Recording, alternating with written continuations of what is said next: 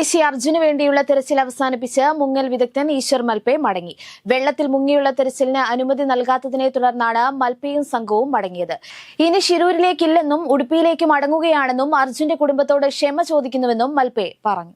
ഷിരൂരിൽ അർജുന് വേണ്ടി നടക്കുന്ന തെരച്ചിലിൽ വിവാദങ്ങൾ പാടില്ലെന്നും ഈശ്വർ മൽപയുടെ ജീവന് ഭീഷണിയാകുന്ന തരത്തിലുള്ള തെരച്ചിൽ വേണ്ടെന്നും അർജുന്റെ സഹോദരി അഞ്ജു. അർജുനടക്കം 3 പേർക്കായുള്ള തെരച്ചിലിൽ നടക്കുന്ന ഷിരൂരിൽ നിന്ന് മടങ്ങുന്നുവെന്ന് പ്രാദേശിക മുങ്ങൽ വിദഗ്ധൻ ഈശ്വർ മൽപെ വ്യക്തമാക്കിയതിന് പിന്നാലെയാണ് അഞ്ജുവിന്റെ പ്രതികരണം. താൻ ഗംഗാവലി പുഴയിൽ ഇറങ്ങി പരിശോധിക്കുന്നത് തടയുകയാണെന്നും ആയതിനാൽ മടങ്ങുകയാണെന്നുമാണ് ഈശ്വർ മൽപെ അറിയിച്ചത്. മുഖ്യമന്ത്രി പിണറായി വിജയൻ വാർത്താ സമ്മേളനത്തിൽ രൂക്ഷ വിമർശനമുയർത്തിയതിനു പിന്നാലെ PV അൻവറിനെതിരെ CPM സംസ്ഥാന സെക്രട്ടേറിയറ്റ്. പാർട്ടിയെയും മുന്നണിയെയും ദുർബലപ്പെടുത്തുന്ന നടപടിയാണ് അൻവറിന്റെ ഭാഗത്തു നിന്നുണ്ടാകുന്നതെന്നും പരസ്യ പ്രതികരണങ്ങളിൽ നിന്ന് പിന്മാറണമെന്നും CPM അഭ്യർത്ഥിച്ചു.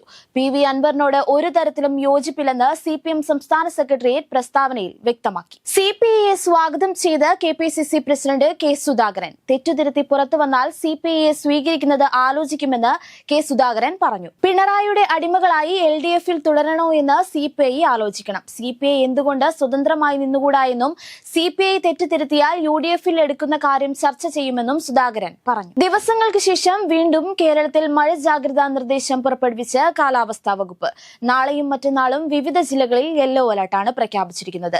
2 ചക്രവാത ചുഴി രൂപപ്പെട്ട സാഹചര്യത്തിൽ ബംഗാൾ ഉൾക്കടലിന് മുകളിൽ ന്യൂനമർദ്ദം രൂപപ്പെടാൻ സാധ്യതയുള്ളതാണ് കേരളത്തിലെ മഴ സാഹചര്യം വീണ്ടും ശക്തമാക്കുന്നത്. നാളെ എറണാകുളം, ഇടുക്കി, തൃശൂർ, കോഴിക്കോട്, വയനാട്, കണ്ണൂർ, കാസർഗോഡ് ജില്ലകളിലും മറ്റന്നാൾ കോഴിക്കോട്, കണ്ണൂർ, കാസർഗോഡ് ജില്ലകളിലുമാണ് കേന്ദ്ര കാലാവസ്ഥാ വകുപ്പ് യെല്ലോ അലർട്ട് പ്രഖ്യാപിച്ചിരിക്കുന്നത്. തൊണ്ടയിൽ ശസ്ത്രക്രിയയ്ക്ക് വിധേയനായ കണ്ണൂരിലെ 17-കാരൻ മരിച്ചത് ഡോക്ടറുടെ ഗുരുതര അനാസ്ഥ മൂലമെന്ന ആക്ഷേപം. രക്തസ്രാവത്തെ തുടർന്നാണ് കഴിഞ്ഞ ജൂലൈയിൽ കണ്ണാടിപ്പറമ്പ് സ്വദേശി സൂര്യജിത്ത് മരിച്ചത്. ഒരു രാത്രി മുഴുവൻ രക്തം ഛർദ്ദിച്ചിട്ടും മതിയായ ചികിത്സ നൽകിയില്ല എന്നാണ് കുടുംബത്തിന്റെ ആരോപണം. ആശുപത്രിക്കും ഡോക്ടർക്കുമെതിരെ നടപടി ആവശ്യപ്പെട്ട് മുഖ്യമന്ത്രിക്ക് മാതാപിതാക്കൾ പരാതി നൽകി.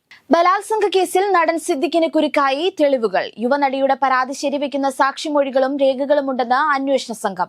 പീഡനം നടന്നെന്ന് ആരോപിച്ച ദിവസം സിദ്ദിഖ് ഹോട്ടലിൽ താമസിച്ചതിന്റെ രേഖകൾ കണ്ടെത്തി. മാനസിക സംഘർഷത്തിലായ യുവതി ചികിത്സ തേടിയതിന്റെ തെളിവുകളും അന്വേഷണ സംഘത്തിന് ലഭിച്ചു.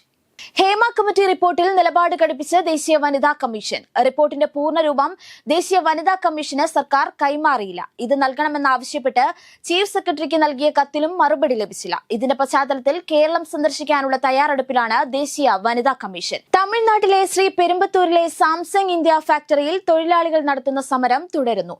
സെപ്റ്റംബർ 9-നാണ് സാംസങ് ഇന്ത്യയുടെ നിർമ്മാണ യൂണിറ്റിൽ സമരം തുടങ്ങിയത്. ഫാക്ടറിക്ക് മുന്നിൽ പന്തൽ കെട്ടിയാണ് സമരം നടത്തുന്നത്. ഫാക്ടറിയിലെ 1300ഓളം തൊഴിലാളികൾ സമരത്തിൽ അണിനിരന്നു. CPM-ന്റെ തൊഴിലാളി സംഘടനയായ CITU ആണ് സമരത്തിന് പിന്തുണ നൽകുന്നത്. ജോലി സമയം കുറയ്ക്കുക, വേതനം ഉയർത്തുക എന്നിവ ഉൾപ്പെടെയുള്ള നിരവധി ആവശ്യങ്ങൾ ഉന്നയിച്ചാണ് സമരം. അഴിമതി ആരോപണങ്ങൾ വേദനിപ്പിച്ചതിനാലാണ് മുഖ്യമന്ത്രി പദത്തിൽ നിന്ന് രാജിവെച്ചൊഴിഞ്ഞതെന്ന് ആം ആദ്മി പാർട്ടി നേതാവ് അരവിന്ദ് കെജ്രിവാൾ. AAPയെ തകർക്കുന്നതിനായി നേതാക്കളെ ജയിലിൽ അടയ്ക്കാൻ പ്രധാനമന്ത്രി നരേന്ദ്രമോദി ഗൂഢാലോചന നടത്തിയെന്നും അദ്ദേഹം ആരോപിച്ചു. ത്രിദിന സന്ദർശനത്തിന്റെ ഭാഗമായി അമേരിക്കയിലെത്തിയ പ്രധാനമന്ത്രി നരേന്ദ്രമോദി ജോ ബൈഡനുമായി കൂടിക്കാഴ്ച നടത്തി. ഇന്ത്യയും അമേരിക്കയും തമ്മിലുള്ള ബന്ധം കൂടുതൽ ശക്തമാക്കുന്നതിനായി ഇരു നേതാക്കളും തമ്മിൽ ഉഭയകക്ഷി ചർച്ച നടത്തി. പ്രതിരോധ മേഖലയിലെ സഹകരണത്തിന്റെ ഭാഗമായി ഇന്ത്യയും അമേരിക്കയും തമ്മിൽ $multi-billion ഡ്രോൺ കരാറിൽ ഏർപ്പെട്ടതായാണ് റിപ്പോർട്ട്. ദുലീപ് ട്രോഫി ക്രിക്കറ്റിൽ മലയാളി താരം സഞ്ജു സാംസണിന്റെ കന്നി സെഞ്ചുറി വെറുതെയായില്ല. 1-ാം ഇന്നിംഗ്സിൽ സഞ്ജുവും 2-ാം ഇന്നിംഗ്സിൽ റിക്കി ഭുയിയും സെഞ്ചുറിയുമായി തിളങ്ങിയ മത്സരത്തിൽ ഇന്ത്യ B'ക്കെതിരെ ഇന്ത്യ Dക്ക് തകർപ്പൻ ജയം. 258 റൺസിനാണ് ഇന്ത്യ D ജയിച്ചു കയറിയത്. 373 റൺസ് വിജയലക്ഷ്യവുമായി 2-ാം ഇന്നിംഗ്സിൽ ബാറ്റെടുത്ത ഇന്ത്യ B 22.2 ഓവറിൽ 116 റൺസിന് എല്ലാവരും പുറത്തായി.